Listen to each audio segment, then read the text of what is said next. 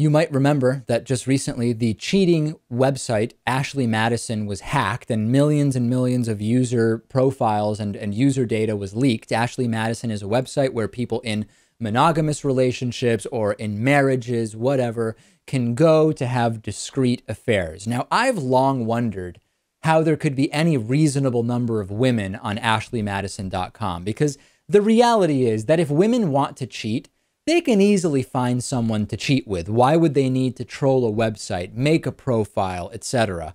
When you hear the ads for Ashley Madison or go to their website, everything implies that there are just tons of women waiting for men to show up and wanting to cheat with them, which is really pretty absurd. And the leak has exposed the reality that many of these so-called women on Ashley Madison probably don't exist. This is really interesting. Annalee Newitz from Gizmodo downloaded all the data and analyzed it. And she went through 5.5 million female profiles and then also the 31.3 million men's profiles. So that data alone suggests, okay, 85% of Ashley Madison users are men, 15% of Ashley Madison users are women.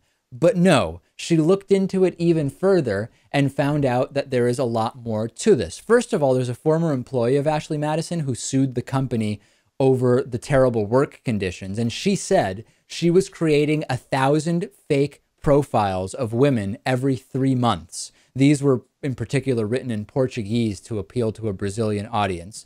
So we have that bit of data. But then there's even more data. One is that there's this clause in the Ashley Madison Terms of Service, which says some people are using the site purely, quote, for entertainment, and they aren't actually seeking any in-person meetings with people that you might see on the service. So that is yet another way, Lewis, in which Ashley Madison is opening the door to the idea that some of these profiles may not really be people who want to meet ...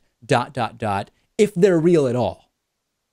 Yeah, I mean, I just assume that for sites that you have to pay for, the companies are generating fake accounts. And for sites that are free, you've got just countless spam accounts. That just seems to be the norm across the board here. And then the cherry on top is 2 more pieces of data. One is that Annalee Newitz checked how many of the users' email addresses were at ashleymadison.com. And it turns out that there are dozens and dozens of accounts where the woman's email address was, for example, 100 at ashleymadison.com, 200 at ashleymadison.com.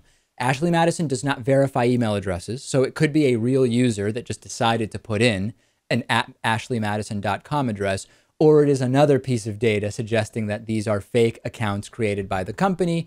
And then lastly, Lewis, if you look at the IP addresses of the people creating accounts, remember, 85% of the leaked data was male profiles, 15% was female profiles. When you look at the IP addresses, if you look at one particular IP address, 127.0.0.1, which is your home computer within your home network, it's you essentially, right? An overwhelming percentage of those accounts are women's accounts, further suggesting that Ashley Madison has created fake female profiles. Now, is this a surprise to me at all? Absolutely not. But it again shows us that this idea that men are going to go on Ashley Madison and just find a plethora of women just waiting to cheat on their spouses or significant others with them, the entire thing is fake. Yeah, of course, there you could see it in their ad campaign that it's totally geared towards getting men on the site to pay tons of money and hopefully hook up. And I'm sure some people have been successful, but yeah, it's a total scam.